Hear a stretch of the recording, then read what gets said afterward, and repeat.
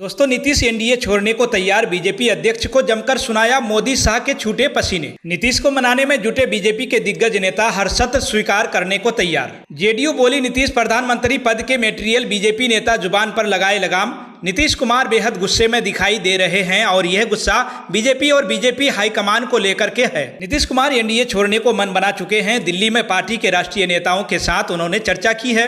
राष्ट्रीय कार्यकारिणी बैठक में भी इस पर चर्चा की गई है। दावा किया जा रहा है कि जेडीयू नेताओं ने कोई भी फैसला लेने के लिए नीतीश को अधिकृत किया है और नीतीश जल्दी ही बड़ा फैसला भी कर सकते हैं। ऐसा भी नहीं है कि नीतीश कुमार की नाराजगी की खबर बीजेपी को नहीं है। बीजेपी को इसका एहसास है कि नीतीश नाराज है और पार्टी उन्हें मनाने में भी जुट गई है। नीतीश की नाराजगी की खबरें तो पटना में ही सुनाई दे रही थी, जब बीजेपी नेता अश्विनी चौबे ने बीजेपी की रणनीति का खुलासा किया और बताया कि नीतीश कुमार एनडीए की तरफ से सीएम उम्मीदवार नहीं होंगे, बल्कि इस बार बीजेपी के नेतृत्व में चुनाव लड़ा जाएगा और बीजेपी इतनी सीटों पर चुनाव लड़ेगी ताकि वह अपने दम पर स्पष्ट बहुमत हासिल कर सके। बिहार में विधानसभा की 243 सीटें हैं और बहुमत का आंकड़ा 122 का है। यानी चौबे ने एक तरह से साफ संकेत दे दिया कि बीजेपी विधानसभा चुनाव में कम से कम 150 सीटों पर अकेले ही चुनाव लड़ेगी। ऐसी स्थिति में नीतीश कुमार की जेडीयू को 70 से ज्यादा सीटें चुनाव लड़ने को नहीं मिल पाएगी, क्योंकि एनडीए में बीजेपी और जेडीयू के अलावा 3 और दल, चिराग पासवान की एलजेपी और जीतन राम मांझी की हम और उपेंद्र कुशवाहा की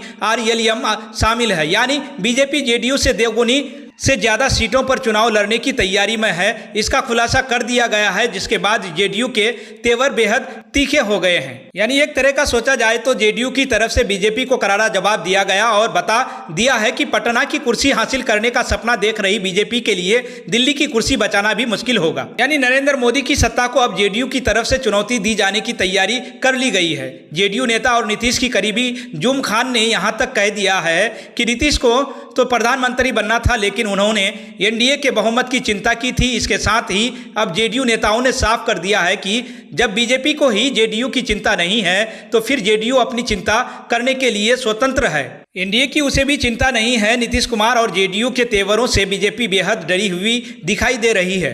बीजेपी हाईकमान लगातार नीतीश कुमार को मनाने में जुटा हुआ है। इस बीच यह भी खबर आ रही है कि जब नीतीश कुमार पटना से दिल्ली रवाना हो रहे थे तो उससे पहले ही अचानक डिप्टी सीएम सम्राट चौधरी, जो बिहार बीजेपी के अध्यक्ष भी हैं, वो सीएम आवास पहुंचे और बंद कमरे में नीतीश कुमार के साथ 1 घंटे तक चर्चा की। सीएम नीतीश कुमार इस दौरान बीजेपी को जमकर सुनाया और सम्राट चौधरी सुनते रहे। बिहार बीजेपी अध्यक्ष ने नीतीश कुमार को आश्वासन दिया, वादा किया कि बिहार के सीएम की कुर्सी नीतीश कुमार की है। नीतीश जब तक चाहे वही सीएम रहेंगे। बीजेपी की तरफ से इस पर कोई दावेदारी नहीं की जाएगी। 2025 में भी एनडीए उनके नेतृत्व में ही चुनाव लड़ेगा, लेकिन नीतीश कुमार को अब बीजेपी और उसके नेताओं पर भरोसा नहीं हो रहा है। फिलहाल दिल्ली में बिहार के सीएम नीतीश ने एनडीए छोड़ने का ऐलान नहीं किया है। उनके बयानों से नरमी के संकेत मिल रहे हैं, लेकिन जेडीयू नेताओं का कहना है कि यह नरमी सिर्फ दिखाई दे रही है, हकीकत में तो बड़ा तूफान आने वाला है। जेडीयू नेताओं ने तो यहां तक कहा है कि इंडिया की तरफ से बड़े ऑफर मिले हैं, जिसमें नीतीश कुमार की उन मांगों को मनाने के लिए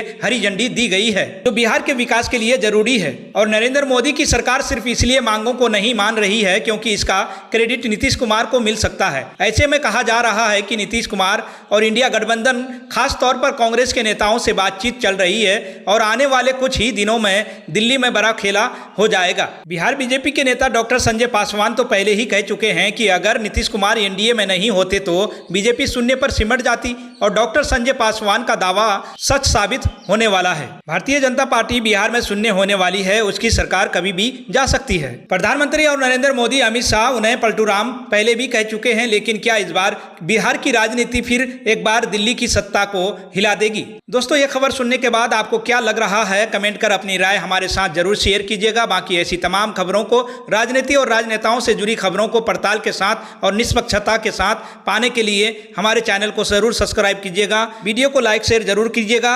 शुक्रिया, आप सभी का बहुत बहुत शुक्रिया।